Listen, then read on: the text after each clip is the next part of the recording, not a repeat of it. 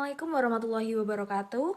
Perkenalkan kami dari kelompok 2 yang beranggotakan saya sendiri Novia Widiasari bersama rekan saya Nur Faizatul Husna. Di sini kami akan mempresentasikan hasil diskusi kami yang bertema aktivitas dakwah keras atau menyejukkan. Baik, langsung saja. Poin A yaitu antara keras dan menyejukkan. Jika metode dakwah Islam dalam perspektif Al-Quran dan Sunnah itu keras dan tegas, dalam artian dakwah bil lisan ataupun bil hal ataupun bersalah, maka akan kita temukan dalam Al-Quran dan Sunnah. Nabi Muhammad SAW sebagai seorang juru dakwah yang agung ditugaskan Allah untuk membawa rahmat kepada alam semesta, bersikap lemah lembut terhadap para pengikutnya, dan bersikap keras tegas terhadap orang-orang kafir yang membangkang.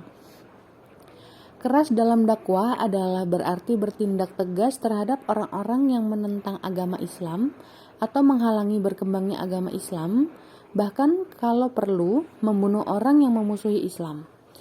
Demikian pula, keras juga berarti tegas dalam menyuruh agar kaum kafir kembali ke jalan Allah dan ma'ruf, dan tegas dalam mencegah dari yang mungkar. Kita bisa menggunakan metode dakwah yang keras atau tegas bila memenuhi syarat dan rambu-rambu sebagai berikut. Yang pertama, untuk mencegah kemungkaran, di mana apabila posisi kita kuat, kita bisa menjaga kehormatan dan harta kita dari gangguan dan kezaliman kaum kafir.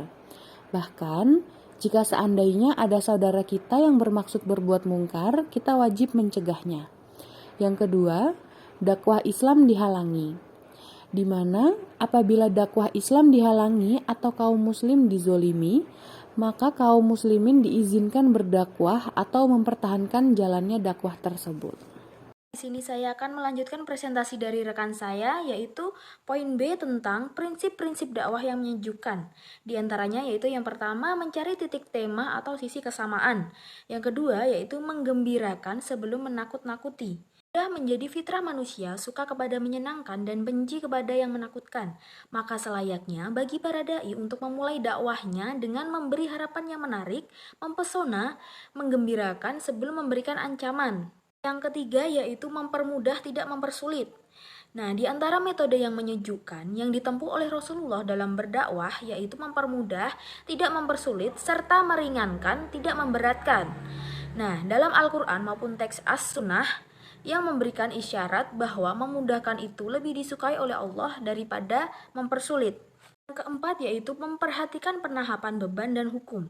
Untuk menjadikan aktivitas dakwah tidak memberatkan dan menawan hati mat'u, para dai harus memperhatikan prinsip hukum penahapan baik dalam amar ma'ruf maupun nahi munkar. Hal ini sejalan dengan sunatullah dalam menciptakan makhluk dan mengikuti metode perundang-undangan hukum Islam. Kelima yang terakhir yaitu memperhatikan psikologis mat'u. Nah, mengingat bermacam-macam tipe manusia yang dihadapi dai dan berbagai jenis antara dia dengan mereka serta berbagai kondisi psikologis mereka, antara setiap dai yang mengharapkan sejuk dalam aktivitas dakwahnya harus memperhatikan kondisi psikologis mat'u. Nah, seorang dai harus memperhatikan kedudukan sosial penerima dakwah.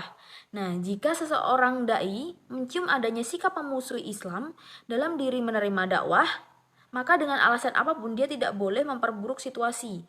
Dia mesti berusaha sebisa-bisanya untuk menghilangkan sikap permusuhan tersebut. Nah, mungkin itu yang dapat kelompok kami sampaikan. Kurang lebihnya kami mohon maaf. Billahi taufik walhidayah, waridho wa inayah. Wassalamualaikum warahmatullahi wabarakatuh.